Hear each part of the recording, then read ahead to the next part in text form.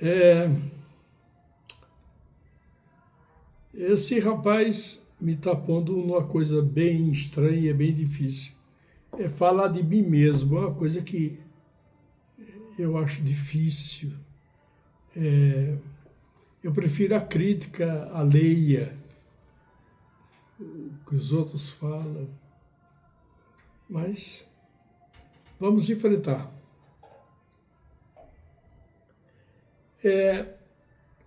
Eu estou com 88 anos de idade, o que significa que dei certo, não é? Porque se não tivesse dado certo, teria falecido antes. Mas cheguei aos 88. Não sei quantos 88 para frente irá acontecer, mas eu espero que não seja tantos também, não. Ou melhor, nenhum mais, nenhum 88 mais. Eu nasci numa cidade extremamente pobre e pequena. Se chama Jardim. Só o nome é bonito. Jardim, quando eu nasci, tinha 4 mil habitantes. Devia ser 4 mil habitantes. Eu visitei Jardim depois de 70 e tantos anos fora de lá e descobri que a cidade agora tem 900 habitantes, ao invés de 4 mil e tanto, 900 habitantes. Virou a cidade dormitório, porque ela está muito perto de 3 cidades grandes. Então as pessoas têm o primário aí e vão continuar seus estudos fora de Jardim e ao mesmo tempo trabalhar. Mas como é somente 18 quilômetros de distância de uma das cidades, que é Barbalha, vem dormir em Jardim. Moram em Jardim e trabalham e estudam em outras cidades, Crato, Juazeiro e Barbalha. Juazeiro tinha um progresso incrível. Crato, uma cidade mais requintada, mais de um pessoal mais rico, mais opulente. E Barbalha é uma cidade meio termo, de gente não tão rica, não tão pobre e muito amáveis. Eu cresci aí, nesse triângulo de cidades. Aí cresceu comigo tanta gente importante. Arnaud Rodrigues foi um dos meus companheiros de infância. José Wilker foi outro companheiro de infância. Sinal, tem uma coisa engraçada com José Wilker. Eu voltei a encontrar-me com José Wilker muitos anos depois, no Rio. E ele, quando me viu, assombrou-se, né? Manuel, você é Manuel? Você está aqui? Eu digo, estou. E quem ficou lá? Só tinha nós dois. Mas tinha muitos. Voltando à região, encontrei juízes de direito, que foi da minha infância, promotores, que foi da minha infância, médicos formados não na mesma universidade que eu, mas clinicando e tudo. Meu professor de xadrez, a igreja paroquial de Santo Antônio, que eu tive um prazer imenso em visitá-la, de volta. Pois eu saí de Jardim aos 17 anos, não por minha vontade. Meu pai era um homem estranho. Meu pai não gostava de mim em casa. Ele perguntava, o que é que você está fazendo aqui, na casa? Nada, estou estudando. Vá para a rua. Na rua que acontecem as coisas. Em casa não acontece nada. Vá para a rua. Não fica aqui em casa, não. Não fica em casa. Ele me expulsava de casa. E terminou me expulsando mesmo. Quando eu tinha 17 anos, ele me disse que eu estava muito forte, muito já senhor de mim, porque é que eu não soltava o rabo da saia da minha mãe e saía pelo mundo para ganhar minha própria vida. E foi o que eu fiz. Tomei o conselho dele e fui embora. Ele chorou muito no dia que eu saí, mas não se despediu de mim.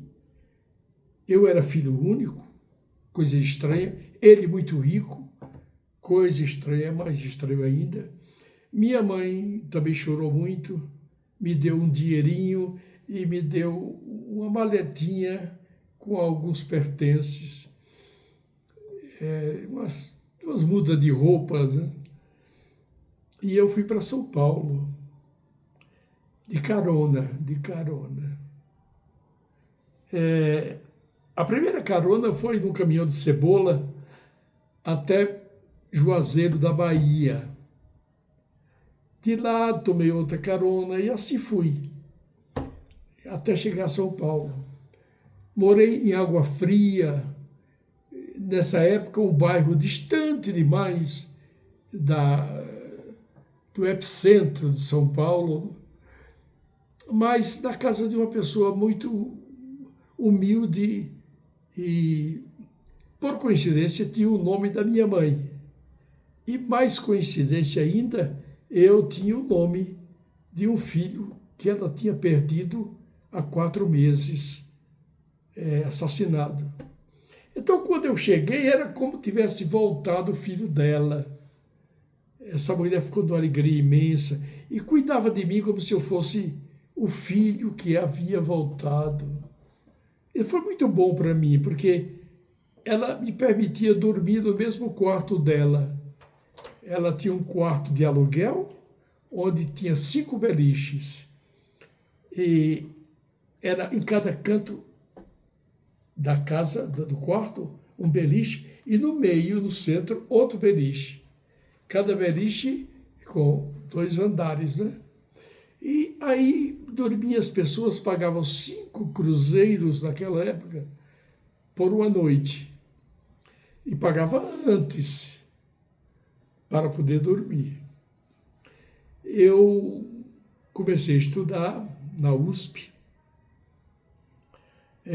Me admirava muito, porque eu possivelmente fosse o único pobre da USP, uma universidade gratuita, cheia de ricos, né? Carrões por todo lado.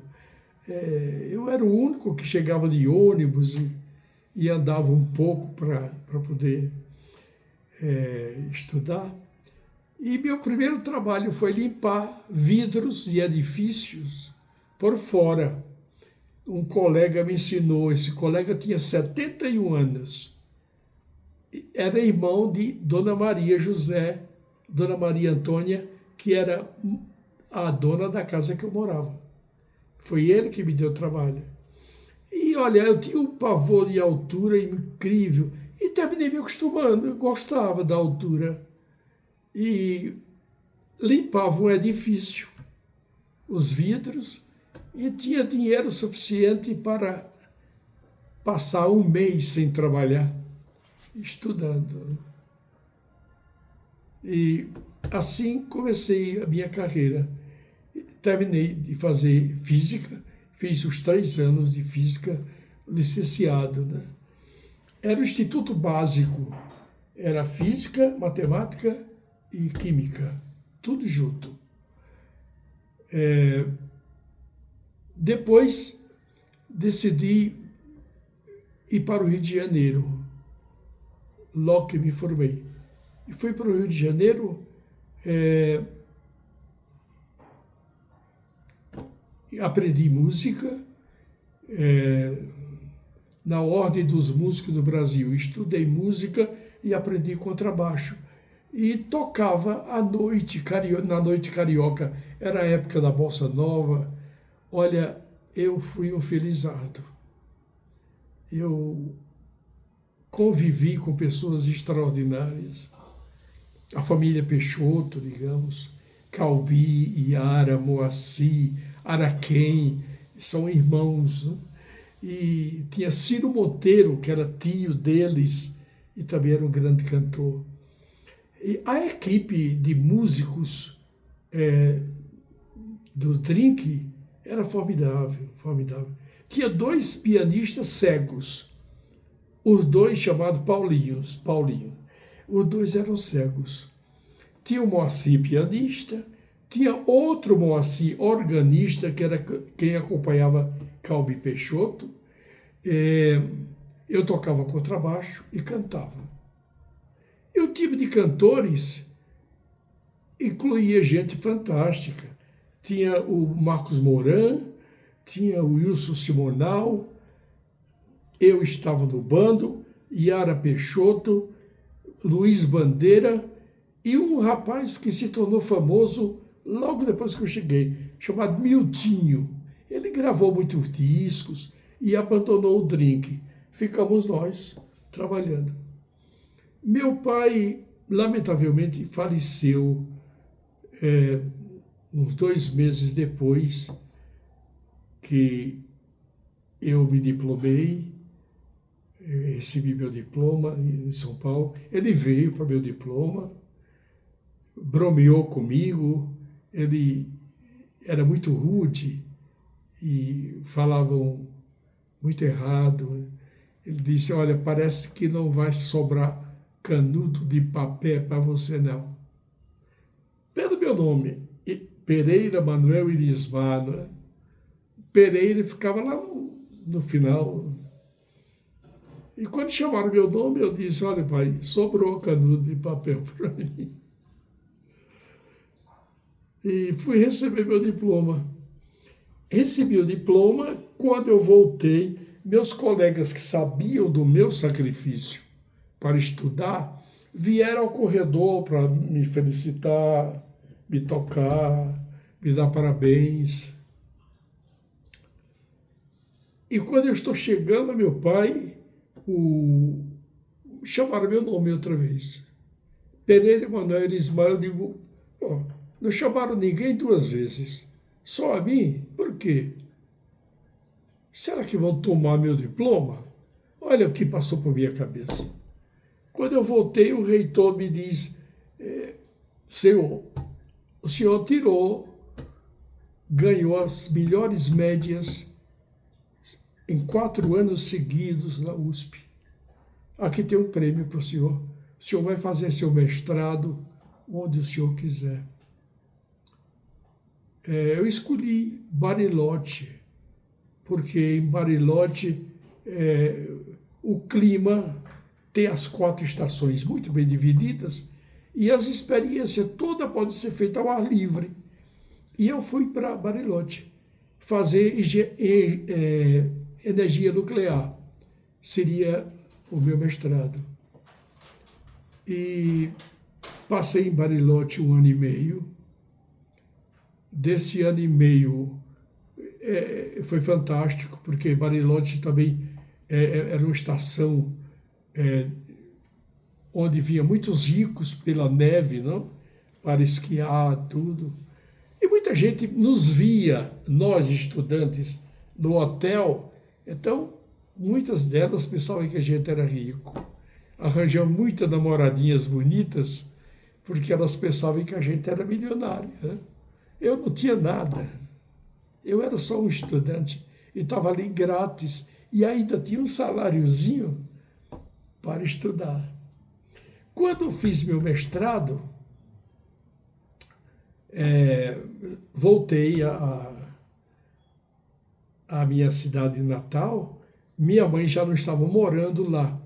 Eu morava já numa cidade diferente. Eu morava na cidade de Juazeiro. Mais próspera e tudo. E estava casando, logo após a morte do meu pai, com um senhor que não me agradou por nada. Eu não gostei dele. E eu fiz tudo para ela não casar, mas não tem remédio. Não houve remédio. Ela casou. E esse rapaz deu muita dor de cabeça a ela. Ela dizia, eu vou consertá-lo. Não conseguiu. Eu disse, minha mãe, vamos fazer uma coisa. Eu não estou de acordo com isso, mas cada um faz a sua vida o que quer. Aceito que você faça isso, essa extravagância, essa loucura. Eu faço o que quiser na sua vida, minha mãe, que eu vou fazer o que eu quiser da minha. E eu já tinha terminado meu mestrado e, por coincidência e por aplicação, havia ganhado outro prêmio. Era fazer um PhD onde eu quisesse no mundo. Escolhi a Alemanha. Fui para a Alemanha. Na Alemanha eu decidi não fazer PhD em física. Decidi fazer medicina. Fiz medicina em Freiburgo. Lá é diferente, são 7 anos. Não é como aqui. E depois fui para Bonn e para Colônia. São 2 cidades juntas. Emendaram as cidades. E fiz minha residência hospitalar 4 anos. Aqui são 6 meses.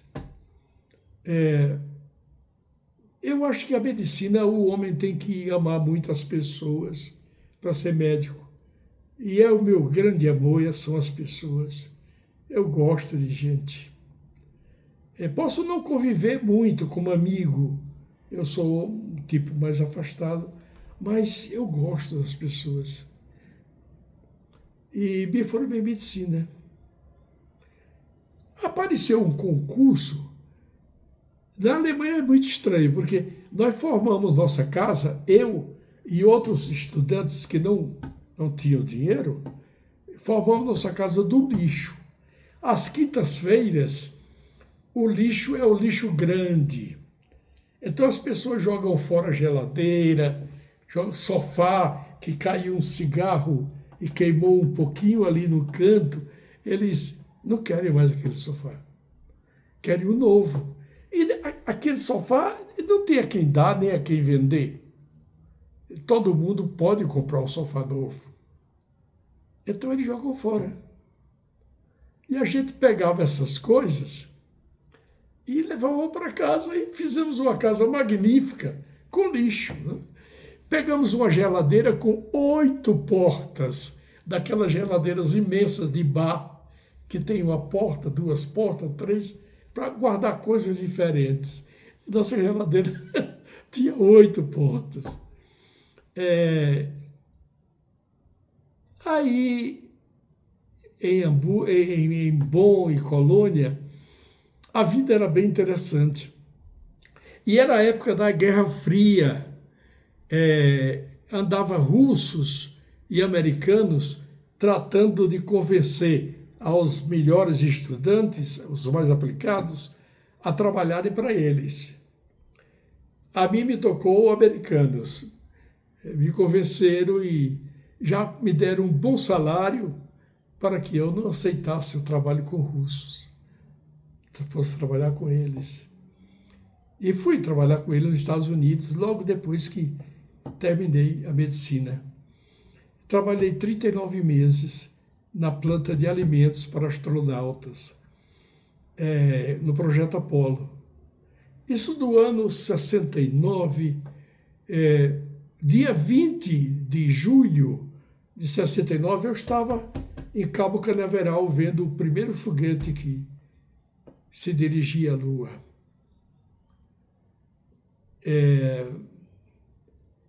Trabalhei 39 meses aí, e esses 39 meses foram muito interessantes, mas de muito trabalho, muito trabalho. A gente quase não se conhecia, porque eram grupinhos pequenos. Terminei com 39 meses, fui posto para fora, porque eu terminava o projeto Apollo e eu não servia mais de nada. E americano é assim, quando você não serve mais para nada, ele te dá uma patada e te joga fora.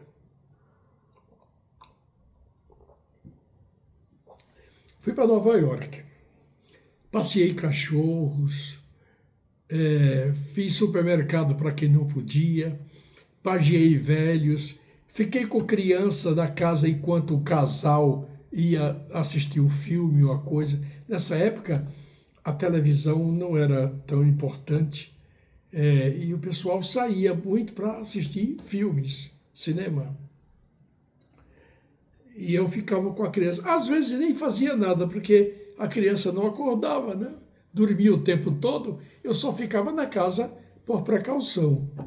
Eles voltavam, me pagavam, eram $20 o pajear. Isso me dava um bom dinheiro, um bom dinheiro.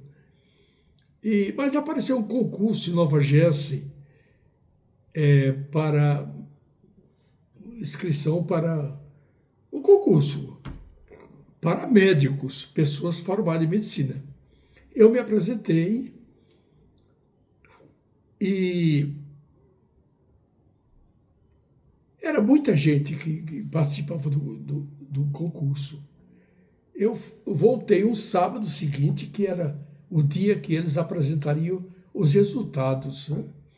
Quando eu cheguei, a moça me chamou e me disse: senhor, aqui estão suas passagens, o senhor vai viajar para Londres. Espera aí, como é isso? O concurso é aqui? Eu pensei que era local. Eu vou para Londres por quê? Não, porque passaram 10 e o senhor é um dos 10. E o senhor foi escolhido para trabalhar no Queen Charlotte Hospital de Londres. Lá vou eu para Londres. Foi um grande benefício. Aprendi muito no Queen Charlotte. Tive pacientes absolutamente fantásticos, né? Digamos, a Rainha Maria, que era mãe da Rainha Elizabeth, foi minha paciente. E ela, aos 101 anos, tomava vodka. Ela abria a bolsinha na minha frente, abria a bolsinha, tirava a cantimplorazinha e tomava e fazia. E ria para mim. Eu dizia: gostou, Rainha Maria? Adorei. I like. E os médicos me aconselhavam: não, diz para essa mulher parar de beber. Fica difícil, né? Aconselhar uma mulher com 101 anos de idade. Ela que tem que me dar conselho, não eu a ela, né? Mas tá vendo como é a coisa? Uma pessoa nascida em Jardim, uma cidade pequena, agora com 900 habitantes. A farmácia da minha terra se escrevia com PH. Ainda hoje é. Ainda hoje. E está em Londres, no Queen Charlotte Hospital. Era uma coisa fantástica. E consegui arranjar uma namorada. Chamava-se Cília. Bom, isso era suficiente para apaixonar-me, né? O amor não procura... o alimento do amor é o próprio amor, né? Então eu adorava essa mulher. Ela parecia gostar de mim. Mas eu, de repente, descubro que a mulher era da nobreza. Aquilo me preocupou demais, porque, como eu, me perdoa a expressão, cheirando a bosta de vaca, ao lado do curral onde nasci, casado com uma viscondessa, né? Aquilo para mim não me cabia da cabeça. Então eu propus a ela o seguinte, que ela baixasse do pedestal onde estava e eu trataria de subir o mais que eu pudesse. E a gente se encontraria por aí a meio termo e poderia dar certo. O resultado é que eu subi, mas ela não desceu. e o casamento não deu certo. Tivemos 2 lindos filhos, uma se chama Antônia, a primeira filha, Joaquim, o segundo filho, nome dos meus pais, Antônia e Joaquim. Joaquim é um homem incrível, ele hoje tem 40 anos, a cabeça é branca, branquinha, branquinha. Já há 30 anos tinha cabelo branco. Né? Antônia é a mais velha, tem 50 anos e tem 2 filhas, já hoje em dia estudando em Cambridge, já formando. Uma é química, outra é física. E a química tem um laboratório imenso que a avó deu para ela, e faz suas experiências, suas coisas. Me adoram. Já me deram 5 netos, meus 2 filhos. Meu filho me deu 3, 2 homens e uma mulher. E minha filha me deu 2 mulheres, que é as que estão se formando. Eu vou visitá-los vez por outra. E olha, a melhor coisa do mundo é ser avô. Não tem nada melhor. Porque você não tem a responsabilidade de pai e tem o gozo de brincar com seus netos, que estão numa idade fantástica, sem a responsabilidade. Né? Faço estripulias grandes quando vou a Londres. Eu engano meus filhos e roubo meus netos. E saio por aí com eles, como eu conheço tudo. Eu morei muitos anos lá. Então, eu levo para onde os pais não querem que eles vão. McDonald's e comer muita mostarda, muito ketchup, essas coisas que o pai não gosta. Toma Coca-Cola. Né? E volto muito tarde, às vezes, 10 da noite. Meus filhos estão aterrorizados, né? Sem saber onde estamos. Pai, os meninos onde estão? Estão tudo aqui, dormindo comigo. Está tudo dormindo no carro. E a diversão é muito boa. Eu fico de cueca, meus netos também, pomos um colchão na sala e vamos ver televisão, Pateta, Mickey, McDonald's, comer coisa de McDonald's, Pateta, essas coisas nos divertem enormemente. E chega minha filha e diz, pai, tem visita. Tem visita, tudo bem, então que tire a roupa e venha de cueca para aqui, porque aqui só de cueca. Vestido não dá. Pai, não pode ser, então leva a tua visita para onde tu quiser. Aqui, não. Eu durmo aí no colchão com os meninos, com os netos. Olha, é um prazer indescritível, indescritível.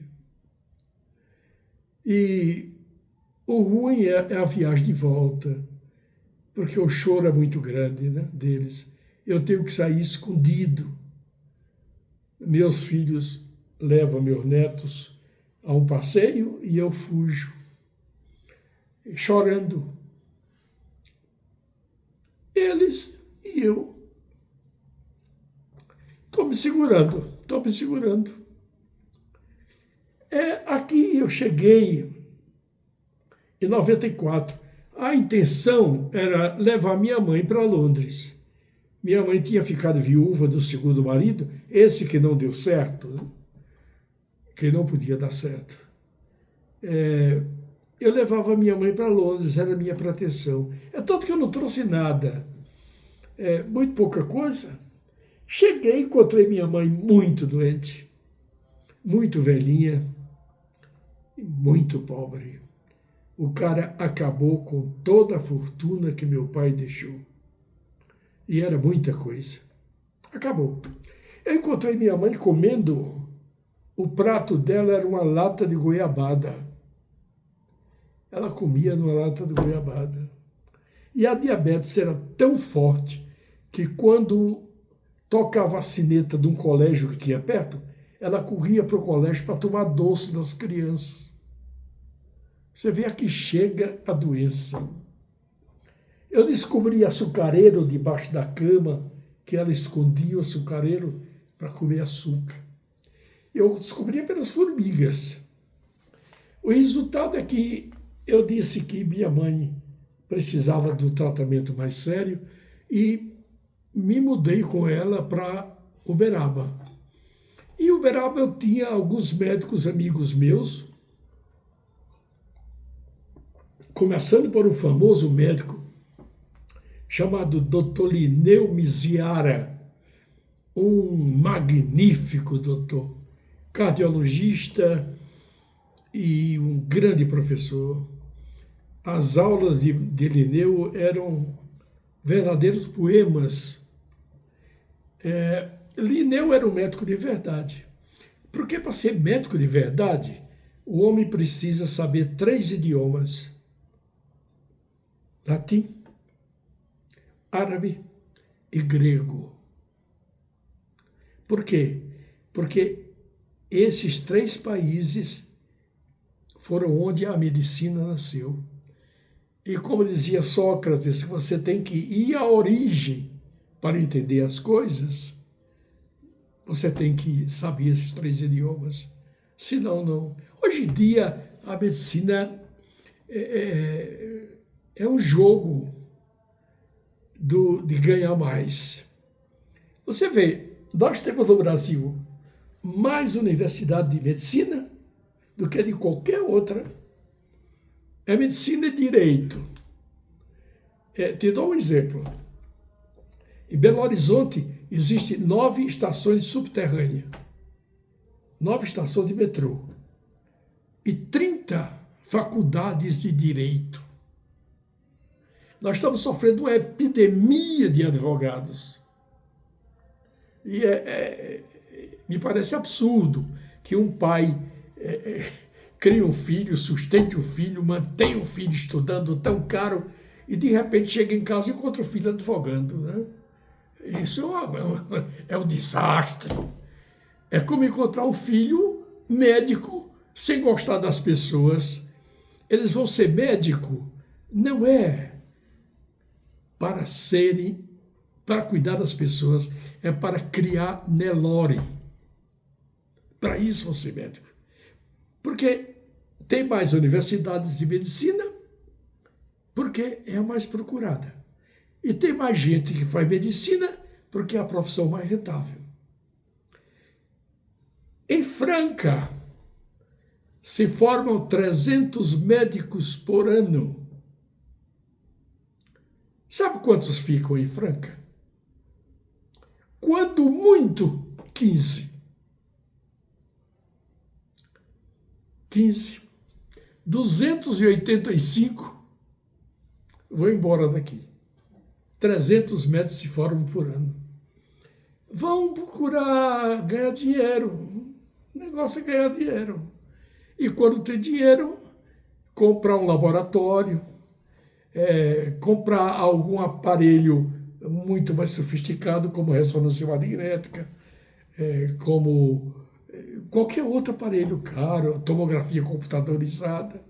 Então ele vai aos outros médicos, amigos, e diz: pessoal, olha, receita tomografia computadorizada, e manda o pessoal ir lá para meu laboratório.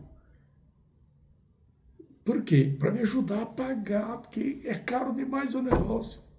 Os laboratórios também ajudam muito. Tem laboratório que dá ao médico um consultório inteiro. Eu estou delatando. O que eu estou dizendo é uma delação contra os médicos e contra os laboratórios e contra o mercantilismo de uma profissão sagrada, né? Isso é, o propósito e o juramento que se fez na formatura, nenhum dos preceitos é cumprido. O negócio é dinheiro, é dinheiro. E é dinheiro em tudo. Você não vê na política. Você vê agora um banco falindo. Um banco prometendo juros de 140%, quando os outros bancos pagam muito menos. Para quê? Para captar pessoas. E eles vendem a essas pessoas títulos falsos, títulos que não existem, para ganhar mais dinheiro e cobrir a perda que eles estão vendendo por 140, ou estão dando 140 de juros, enquanto os bancos dão 100, digamos, 40 a mais. Para quê? Para roubar as pessoas. É um roubo decretado. E faz o seguinte, a capitalização de dinheiro e a socialização da dívida. Por quê? Porque agora é o governo que vai pagar a dívida. O povo vai pagar. O povo sempre paga tudo, né? Paga até a Eduardo Bolsonaro fazer pregões e sermões contra a dignidade de um país para poder livrar o pai da cadeia quando o pai precise ir para a cadeia porque é um corrupto. Apesar que eu sei que estou falando agora também para muitos bolsonaristas. Né? Tem gente de toda espécie, tem gente até que é bolsonarista. Chega a esse crime. Né? Eu não sou lulista, eu não sou bolsonarista, eu sou humanista. Eu creio que a direita, a esquerda, socialismo, liberalismo, leninismo, trotskismo,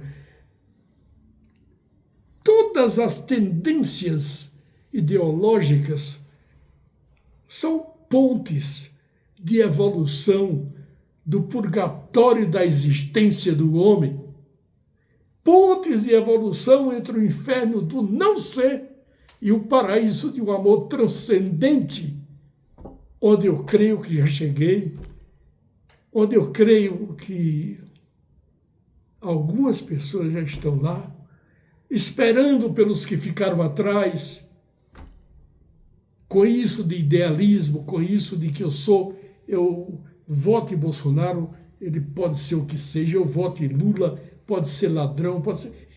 Eu não entendo isso, não dá para entender isso.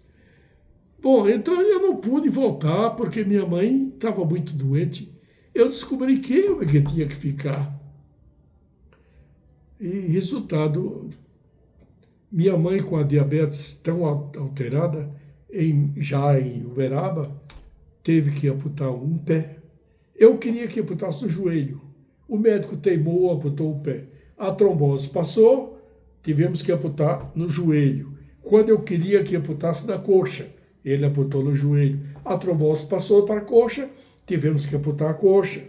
A trombose passou para o braço, que não tinha nada que ver. Ele me disse, vamos amputar o braço. Eu digo, não vai amputar mais nada. Minha mãe não fala. Minha mãe não come. Nós metemos comida nela.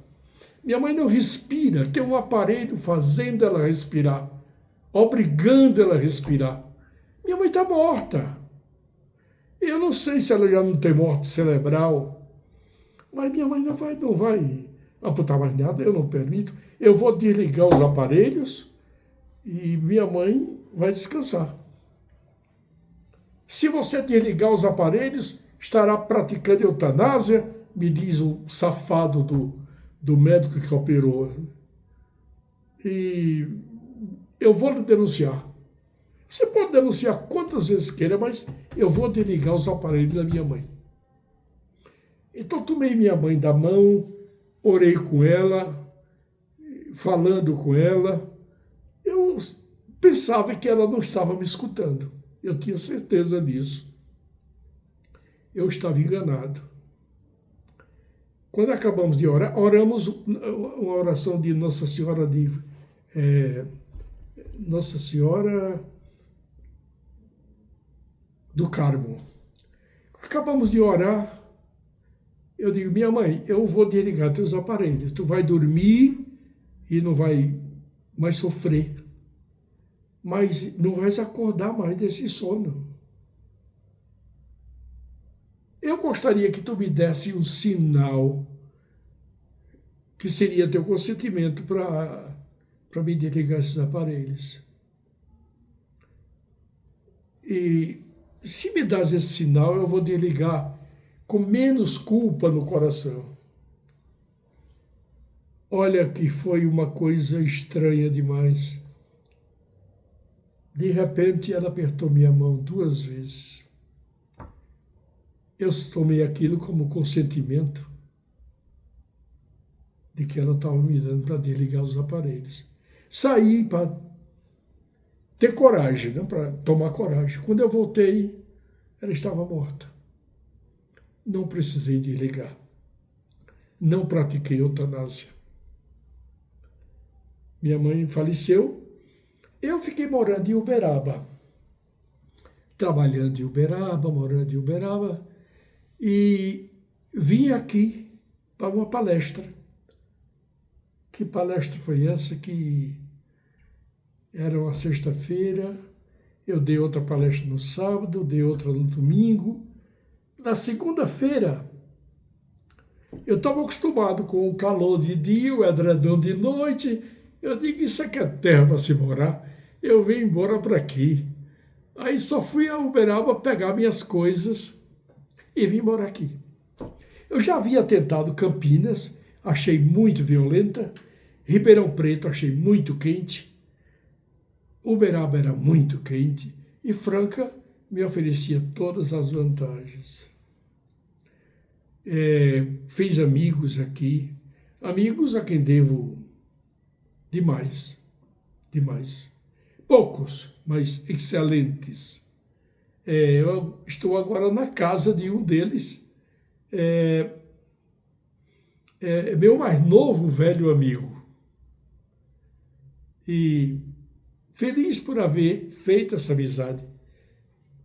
A gente não pode ser só. O homem não nasceu para isso. O homem é sociável. E aqui em Franca, voltei a me namorar. Olha, eu estava divorciado desde 1985, quando me alistei no exército inglês e fui trabalhar com a Organização Mundial da Saúde em 4 conflitos: Uganda, Irã e Iraque, invasão do Golfo, expulsão dos russos de Afeganistão. Também fiquei em Karachi e Islamabad, no Paquistão, no combate a tireoides. Todo mundo tem tireoides porque não come iodo. O sal de lá é sal da terra, não é sal marinho. Então, até as crianças têm tireoides. Então, esses conflitos me deixaram um prêmio, uma coisa que é até meio desconforme. Mas, olha, meu braço. Né? Esse braço foi um estilhaço de mina, que me pegou no braço. O soldado da frente que pisou morreu, e o estilhaço me pegou. A mão poderia ter ficado reta, mas se eu ficasse reta a mão, eu perderia o movimento dos dedos. Eu preferi que a mão ficasse torta e eu seguisse com o movimento dos dedos. É muito mais lógico. Né? Aqui me casei, né? Desde 85, solteiro. Me casei aqui. Estou casado desde 2008. Já estou com 18 anos de casado. Quase. Já completos. 18 anos de casado. Uma mulher extraordinária, muito amiga minha. E vivo a vida adorável. Franca é um paraíso. Porque aqui ninguém me conhece. Eu ando pouco. Eu, na Inglaterra, era muito conhecido. Na França também, por causa de meus livros. Eu escrevi alguns livros que se tornaram famosos lá. Como Análise Psicológica da Televisão como Intervalo, como a Amarelinha, aquele jogo, é o nome do livro, Amarelinha. Foram livros famosos lá. No começo não, o pessoal não gostou, porque falava de coisas que ia contra a normalidade existencial da cidade. Né? Depois, quando aconteceu as coisas que eu quase que predizia nos livros, passaram a gostar, pedir autógrafo.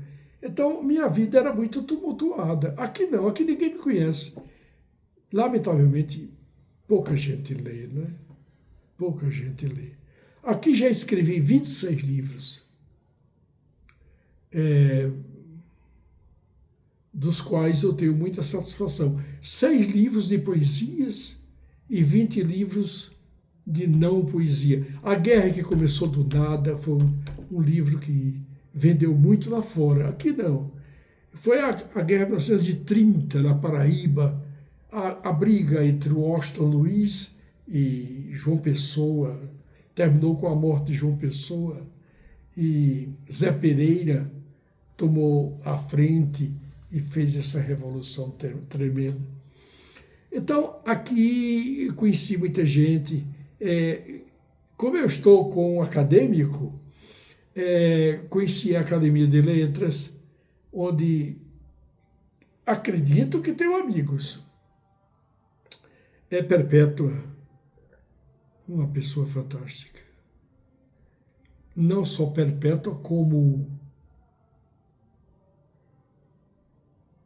outros,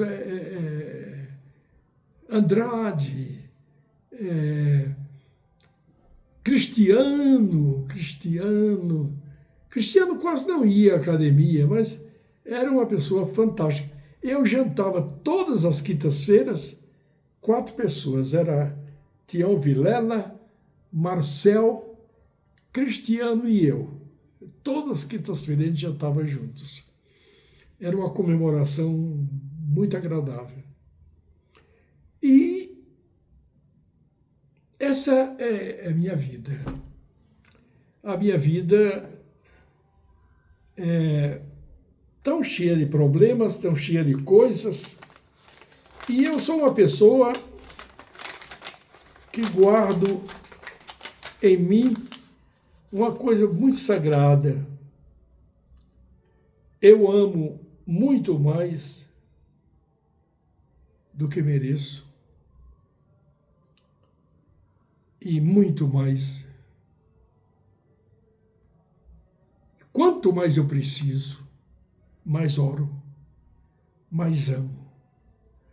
Eu sou espírita, praticante, e não poderia deixar de ser, mas adoro o homem que professa religiões com o amor no coração e a consciência de que está fazendo o certo. Eu deixo a todos um pouco da minha vida, um beijo grande